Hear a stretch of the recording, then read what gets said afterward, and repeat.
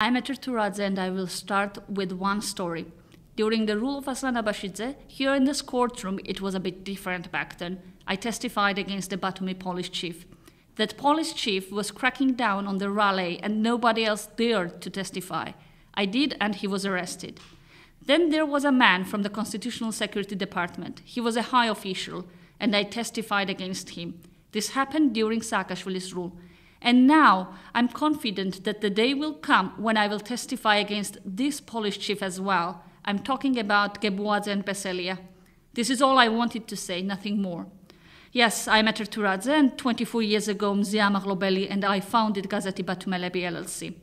I was leading the editorial part, and together we built the kind of media outlets that you should probably know about. I'm sure the prosecutors do know. Now as for Mzia Amaglobeli. Mzia Amaglobeli is my friend, and she has had a significant role at Netgazeti Batumelebi. Her role and responsibilities have been enormous, and the Netgazeti Batumelebi that she built, whatever it represents now, it is all because of her. We represent media outlets that for many years have been criticizing the government, acting as watchdogs of the government, especially watchdogs of the police regime system. And Mzia Amaglobeli is now jailed because she built the kind of media outlets that she built. Besides the fact that Mzia Amaglobeli built the media outlets, the area of her work could be said to have been unlimited. She's a person, a generator of ideas, and it is inconceivable why she should be behind the bars. Mzia is a person thanks to whom many projects have been implemented that changed the lives of many women and the lives of many victims of domestic violence for the better. The lives of many orphaned and homeless children have also changed for the better. She made it possible to deliver books worth tens of thousands of lari to many villages and to make modern literature accessible to children who live in inappropriate environments and conditions.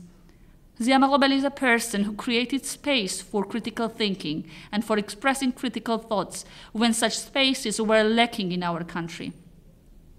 And in those spaces back then, the guests were often people who now represent the current government, high officials who are now part of the system.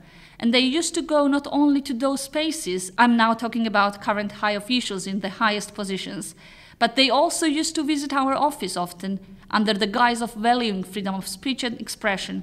However, it turned out they were just waiting for their time in power. All of this was created by Mzia Amaglobeli over 2 decades. And you may get interested in and check how criminal this woman is. Find and talk to those people. I'm sure you have the tool. Ask them what she changed in their lives.